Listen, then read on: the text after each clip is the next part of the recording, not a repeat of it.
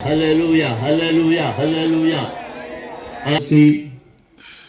వినడమే కాదు, స్వస్థపడమే కాదు, పరిశుద్ధాత్మతో నింపబడుటకును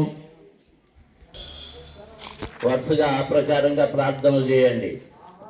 పాస్వామి గారి తర్వాత ఆ సేవకురాళ్ళైనటువంటి రేచలమ్మ గారు, రామలక్ష్మమ్మ, ఆ తదుపరి ధర్మవరం నుండేమో మన పుష్పమ్మ, తిరిగిమెట్ నుండి మన ఏ సరస్వతి మీది సరస్వతి, మన శేషమ్మ, ఆ తర్వాత గొయ్యమ్మ, సువార్తరాజు, గాబ్రియలు, వీరందరూ వరుసగా చిన్న చిన్న ప్రార్థనలు అలా ప్రార్థనలు చేయాలి. స్తోత్రం స్తోత్రం స్తోత్రం స్తోత్రం స్తోత్రం స్తోత్రం. మహాసభలకు అనేక వేల వేల జనాంగాన్ని తోడుకురమడుతున్నారండి. రోగులు బాగుపడ్డారు, సహాయం చేయండి. స్వస్థత పొందిన సహాయం చేయండి.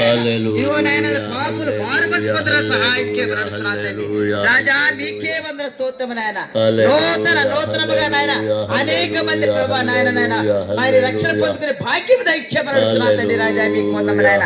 మీ దాసులను బలపరచండి ఆయన. ఆరోగ్యంతో నింపండి రాజా. మీకే వందన స్తోత్రం నాయన.